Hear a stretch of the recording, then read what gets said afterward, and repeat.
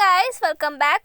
So ಈ ಒಂದು reading ಒಳಗೆ ಏಂಜಲ್ ನಂಬರ್ 777 ಅದರ ಮೀನಿಂಗ್ ಏನು ಅಂತ ಎಕ್ಸ್ಪ್ಲೇನ್ ಮಾಡಕ್ಕೆ ಬಂದೀನಿ. ಸೊ ಇದೊಂದು ಆಪರ್ಚುನಿಟೀಸ್, ಲಕ್, ಮತ್ತು ನೀವು ಯಾವ ಕೆಲಸ ನೀವು ಭಾಳ ದಿನದಿಂದ ಆಗಿರಂಗಿಲ್ಲ, ಲೈಕ್ ಯಾವುದೋ ಫ್ಯಾಮಿಲಿ ಮ್ಯಾಟ್ರ್ ಇರ್ಬೋದು, ಯಾವುದೋ ಒಂದು ವಿಷಯ ಆಗಿರ್ಬೋದು, ನೀವು ಭಾಳ ದಿನದಿಂದ ಅದನ್ನ ಸ್ಟ್ರಗಲ್ ಮಾಡಕತ್ತಿದ್ರಿ, ಆ ಕೆಲಸ ನಿಮ್ಗೆ ಆಗಿಲ್ಲ ಅಂತಂದ್ರೆ ಪಟ್ಟಂತ ಆಗೋವಂಥದ್ದು, ಮತ್ತು ನಿಮ್ಮ ಲಕ್ ಚೇಂಜ್ ಆಗೋವಂಥದ್ದು, ನಿಮ್ಮ ಒಂದು ವೀಲ್ ಆಫ್ ಫಾರ್ಚೂನ್ ಬದಲಾಗುವಂಥದ್ದು. ಸೊ ನಿಮ್ಮ ಲಕ್ ಪೂರ ಚೇಂಜ್ ಆಗುವಂಥದ್ದು. ಓಕೆ, ಸೊ ನೀವು ಬರೀ 777 ಏಂಜಲ್ ನಂಬರ್ ನೋಡಾಕತ್ತಿದ್ರಿ ಅಂದರೆ ಏಂಜಲ್ಸ್ ನಿಮ್ಗೆ ಇದನ್ನ ಹೇಳೋಕೆ ಟ್ರೈ ಮಾಡ್ತಿರ್ತಾರೆ. ಸೊ ಅದಕ್ಕಾಗಿ ನಿಮ್ಗೆ ಎಲ್ಲ ಕಡೆಯೂ 777 ನಂಬರ್ ಕಾಣಿಸ್ತಿರ್ತೈತಿ. ಸೊ ಇದು ಬೇಸಿಕಲಿ ಹೇಳ್ಬೇಕಂದ್ರೆ ಇದೊಂದು ನ್ಯೂ ಲೈಫ್ ಅಂತ ಹೇಳ್ಬೋದು, ರೀಸ್ಟಾರ್ಟ್ ಅಂತ ಹೇಳ್ಬೋದು. ನಿಮ್ಮ ಲೈಫ್ ಒಂದು ರೀಸ್ಟಾರ್ಟ್ ಅಂತ ಹೇಳ್ಬೋದು. ನಿಮ್ಗೆ ಯಾವ ಕೆಲಸ ಆಗಿಲ್ಲ ಅಂದರೆ ಅದು ಪಕ್ಕ ಆಗುವಂಥದ್ದು. ಸೊ ನೀವು ಮಾಡೋ ಕೆಲಸಗಳು ಮುಂದೆ ಬರುವಂಥ ದಿನಗಳಲ್ಲಿ ಆಗುವಂಥದ್ದು.